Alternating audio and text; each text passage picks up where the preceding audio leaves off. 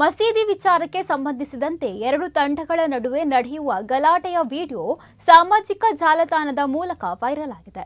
ಬಂಟ್ವಾಳ ಗ್ರಾಮಾಂತರ ಪೊಲೀಸ್ ಠಾಣಾ ವ್ಯಾಪ್ತಿಯ ಉಳ್ಳಾಲ ತಾಲೂಕಿನ ಸಜಿಪನಡು ಗ್ರಾಮದ ತಲೆಮೊಗರು ಮಸೀದಿಯ ಬಳಿ ಗಲಾಟೆ ನಡೆದಿದ್ದು 11 ಮಂದಿ ವಿರುದ್ಧ ಪ್ರಕರಣ ದಾಖಲಾಗಿದೆ.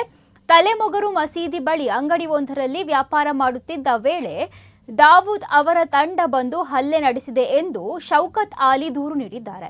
ಸ್ಥಳೀಯ ನಿವಾಸಿಗಳಾದ ದಾವೂದ್, ಜುಬೈರ್, ಸೈದುದ್ದೀನ್, ನವಾಜ್, ಗಫೂರ್, ಶರೀಫ್, ಆಶಿಕ್, ಹೈದರ್, ಆಸಿಫ್, ಅಶ್ರಾಫ್ ಎಸ್ಕೆ, ಇರ್ಫಾನ್ ಎಸ್ಕೆ ಮತ್ತು ಇತರರ ಮೇಲೆ ಪ್ರಕರಣ ದಾಖಲಾಗಿದೆ. ದೂರುದಾರ ಶೌಕತ್ ಆಲಿ ಅವರಿಗೆ ಆರೋಪಿಗಳು ಹಲ್ಲೆ ನಡೆಸುವ ವೇಳೆ ಅಂಗಡಿಗೆ ಬಂದಿದ್ದ ರಬಿಯತ್, ನಿಜಾಲ್, ಅಶ್ರಾಫ್, ಇಸಾಕ್, ಸಫಾನ ಮತ್ತು ಆಯಿಷಾ ಗಲಾಟೆ ಬಿಡಿಸಲು ಹೋಗಿದ್ದು ಅವರಿಗೂ ಹಲ್ಲೆ ನಡೆಸಲಾಗಿದೆ, ಗಾಯವಾಗಿದೆ ಎಂದು ದೂರಿನಲ್ಲಿ ತಿಳಿಸಲಾಗಿದೆ. ಮಸೀದಿ ವಿಚಾರಕ್ಕೆ ಸಂಬಂಧಿಸಿದಂತೆ ಗಲಾಟೆ ನಡೆದಿದ್ದು ಕೊಲ್ಲುವ ಬೆದರಿಕೆ ಹಾಕಲಾಗಿದೆ ಎಂದು ದೂರಿನಲ್ಲಿ ತಿಳಿಸಲಾಗಿದೆ.